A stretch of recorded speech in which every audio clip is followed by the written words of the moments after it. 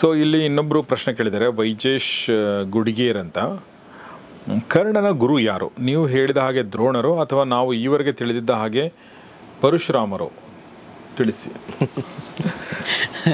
ನೀವು ತಿಳಿದುಕೊಂಡ ಹಾಗೆ ಪರಶುರಾಮರು ಹೌದು, ನಾವು ಹೇಳಿದ ಹಾಗೆ ದ್ರೋಣರು ಹೌದು. ಉತ್ತರ. ಒಂದು ಕಡೆ ಡಿಗ್ರಿ ಮಾಡಿದ್ರೆ ಇನ್ನೊಂದು ಕಡೆ ಮಾಸ್ಟರ್ ಡಿಗ್ರಿ ಹೌದೌದು.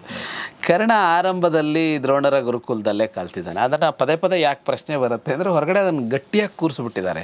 ಕರ್ಣನಿಗೆ ವಿದ್ಯೆ ನಿರಾಕರಿಸಲಾಯಿತು, ಅದಕ್ಕಾಗಿ ಒಂದು ಪರಶುರಾಮರ ಹತ್ರ ಹೋಗಿ ಸುಳ್ಳು ಹೇಳ್ಕೊಂಡು ಕಲಿಬೇಕಾಗಿ ಬಂತು ಅಂತ ಒಂದು ನರೇಷನ್ ಸೃಷ್ಟಿ ಮಾಡಿಬಿಟ್ಟಿದ್ದಾರಲ್ಲ, ಅದರ ದುಷ್ಪರಿಣಾಮ ಇದೆ. ಎಷ್ಟು ಸಲ ಹೇಳಿದರೂ ಅದು ಅಂದರೆ ಕೂತ್ಕೊಳ್ಳಲ್ಲ. ಕರ್ಣ ಕಲ್ತಿದ್ದು ದ್ರೋಣರ ಗುರುಕುಲದಲ್ಲೇ ಅನ್ನೋದು ಸ್ಪಷ್ಟವಾಗಿ ಮಹಾಭಾರತದಲ್ಲಿ ಬೇಕಷ್ಟು ಘಟನೆಗಳು ಬಂದು, ಅವನು ಬಾಲ್ಯದಲ್ಲೇ ಇವ್ರದ್ದು ಆರಂಭ ಆಗ್ತಾ ಇರುವಾಗಲೇ ಬಂದು ಸೇರಿಕೊಂಡ ಅವನು. ಮತ್ತು ಅದು ಯಾರಿಗೂ ನಿರಾಕರಿಸುವ ಗುರುಕುಲ ಏನೂ ಆಗಿರಲಿಲ್ಲ. ಹಾಗಾಗಿ ಅವನಿಗೂ ಪ್ರವೇಶ ಇತ್ತು. ಅವನು ದ್ರೋಣರಲ್ಲೇ ಕಲಿತ, ಇವರೆಲ್ಲರ ಸಹಾಧ್ಯಾಯಿಯಾಗಿ ಕಲಿತ. ಇವರೆಲ್ಲ ಎಷ್ಟು ಕಲಿತೋ ಅಷ್ಟೇ ಕಲಿತ ಅವನು.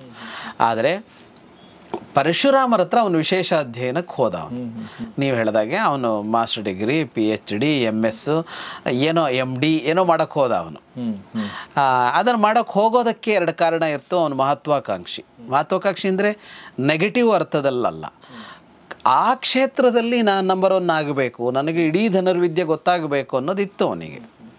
ವಿದ್ಯೆಯ ವಿಷಯದಲ್ಲಿ ಅವನು ಕರೆಕ್ಟಾಗೇ ಇದ್ದ. ಅವನು ಅದನ್ನು ಕಲಿಬೇಕಾಗಿತ್ತು ಅವನಿಗೆ.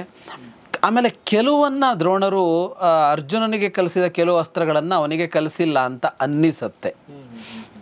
ಇದಲ್ಲ, ಜನರಲ್ ಎಜುಕೇಷನ್ ಅಲ್ಲ, ಕೆಲವು ವಿಶೇಷ ಅಸ್ತ್ರಗಳನ್ನು ಕೊಟ್ಟಿರಬೇಕು ಅರ್ಜುನನಿಗೆ. ಅರ್ಜುನ ಅವರಿಗೆ ಸಮ್ಮತ ಆಗಿದ್ದ. ಬೇರೆ ಏನಿರಲಿಲ್ಲ ಅರ್ಜುನನ ಬಗ್ಗೆ ವ್ಯಕ್ತಿಗತವಾಗಿ. ಈಗ ಅರ್ಜುನನ ಬಗ್ಗೆ ವ್ಯಕ್ತಿಗತವಾಗಿದ್ದಿದ್ರು ಅವ್ರು ಅರ್ಜುನ ಜೊತೆಗೆ ಯುದ್ಧಕ್ಕೆ ನಿಲ್ತಿದ್ರು, ದುರ್ಯೋಧನನ ಜೊತೆಗಲ್ಲ. ತುಂಬ ಜನ ಏನು ಹೇಳ್ತಾರೆ ಅಂದರೆ ಪಕ್ಷಪಾತಿ ದ್ರೋಣರು ಅಂತ ಹೇಳ್ತಾರೆ. ಅವ್ರ ಪರಿಸ್ಥಿತಿ ನೋಡಿ, ಕೆಲವರ ಪರಿಸ್ಥಿತಿ. ಅವರು ಆ ಕಾಲದಲ್ಲಿ ಅರ್ಜುನನಿಗೆ ಪಕ್ಷಪಾತಿ ಅಂತ ಜನರ ಹತ್ರ ಬಯಸ್ಕೊಂಡ್ರು. ಯುದ್ಧ ಬಂದಾಗ ಅರ್ಜುನ ಅವ್ರ ಜೊತೆ ನಿಲ್ಲೋದು ಬಿಟ್ಕೊಂಡು ಅಲ್ಲಿ ಯಾಕೆ ದುರ್ಯೋಧನನ ಜೊತೆಗೂ ನಿಲ್ಸ್ಕೊಂಡಿದ್ದೀರಿ ಅಂತ ಮತ್ತೆ ಬಯಸ್ಕೊತಾ ಇದ್ದಾರೆ. ಪಕ್ಷಪಾತ ಅಲ್ಲ, ಅರ್ಜುನ ಅವ್ರಿಗೆ ಇಷ್ಟ ಆಗಿದ್ದ ಅವನಿಗೆ ಕೊಡ್ತಾ ಹೋದ್ರು ಅಂತ. ತುಂಬ ಅಲ್ಲ, ಏನು 1-2% ಹೆಚ್ಚು ಅರ್ಜುನನಿಗೆ ಸಿಕ್ಕಿರ್ಬೋದು.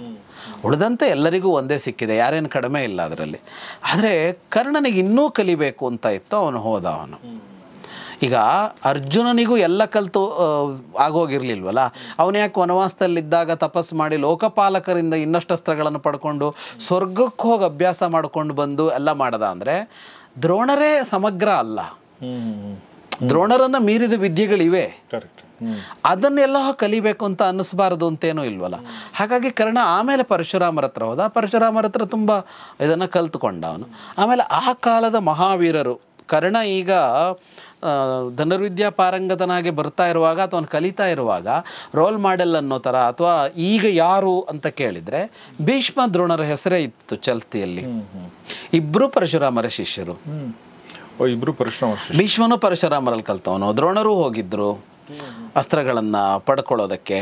ಹಾಗಾಗಿ ಅವನೇನು ಅಂದ್ಕೊಂಡ ಅಂದರೆ, ಯಾರು ಈಗ ನಂಬರ್ 1 ನಂಬರ್ 2 ಅಥವಾ ಇಬ್ಬರು ನಂಬರ್ 1 ಅಂತ ಹೇಳ್ತಾ ಇದ್ದಾರೋ ಅವರಿಗೆ ಕಲಿಸಿದವ್ರು ಯಾರೋ ಅವ್ರ ಹತ್ರ ಹೋಗಿ ನಾನು ಕಲಿತೀನಿ ಅಂತ ಹೋದ ಅವನು. ಹಾಗಾಗಿ ಕರ್ಣನಿಗೆ ಇಬ್ಬರೂ ಗುರುಗಳು. ಜೊತೆಗೆ ಇನ್ನೊಂದು ನನಗೆ ಒಂದು ಪ್ರಶ್ನೆ ಬಂತು. ಅಂದರೆ ಈ ಗುರುಕುಲದಲ್ಲಿ ಪಾಂಡವರ ಜೊತೆಗೆ ಅಥವಾ ಕೌರವರ ಜೊತೆಗೆ ಅಧ್ಯಯನ ಮಾಡ್ತಾ ಇದ್ದೆ ಅಂತ ಹೇಳಿದ್ರಲ್ಲ, ಬಟ್ ಪ್ರಸಂಗಗಳು ಇದೆಯಾ ಅಲ್ಲಿ? ಅಂದರೆ ಈಗ ಫಾರ್ ಎಕ್ಸಾಂಪಲ್ ಕೆಲವೊಂದು ಚಿಕ್ಕ ಪುಟ್ಟ ಪ್ರಸಂಗಗಳಲ್ಲಿ ನಾವು ದುರ್ಯೋಧನ ಮತ್ತು ಅರ್ಜುನ್ಗೆ ಒಂದು ಈರ್ಷೆ, ಒಂದು ಪ್ರತಿಸ್ಪರ್ಧೆ ಇತ್ತು ಅಂತ ನಾವು ನೋಡ್ತೀವಿ. ಆ ಥರದ್ದು ಅಲ್ಲಿ ಗುರುಕುಲದ ತುಂಬ ಘಟನೆಗಳಿಲ್ಲ. ಗುರುಕುಲ ಆರಂಭ ಆಯಿತು ಅಂತ ಇದೆ, ಪ್ರವೇಶ ಮಾಡ್ದ ಅಂತ ಅನ್ನುವಾಗ ಕರ್ಣ ಗುರುಕುಲಕ್ಕೆ ಸೇರ್ದ ಅಂತ ಬಂತು.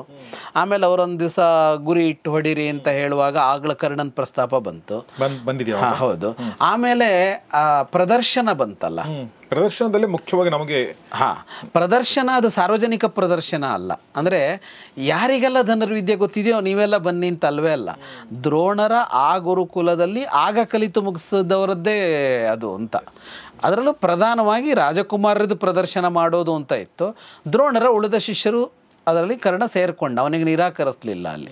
ಹಾಗಾಗಿ ಇದಿಷ್ಟನ್ನು ನೋಡಿದಾಗ ಅದು ಕಾಣಿಸುತ್ತೆ. ಆಮೇಲೆ ಪದೇ ಪದೇ ಪದೇ ಉಲ್ಲೇಖ ಬರುತ್ತಲ್ಲ, ಮೊದಲಿಂದ ಕರ್ಣ ದುರ್ಯೋಧನ ಒಟ್ಟಿಗಿದ್ರು, ಕರ್ಣ ದುರ್ಯೋಧನ ಒಟ್ಟಿಗಿದ್ರು, ಅವರಿಗೆ ಇವ್ರನ್ನ ಕಂಡ್ರೆ ಆಗ್ತಿರ್ಲಿಲ್ಲ ಅನ್ನೋ ಮಾತು ಅಲ್ಲಲ್ಲಿ ಬರ್ತಾ ಇರುತ್ತೆ.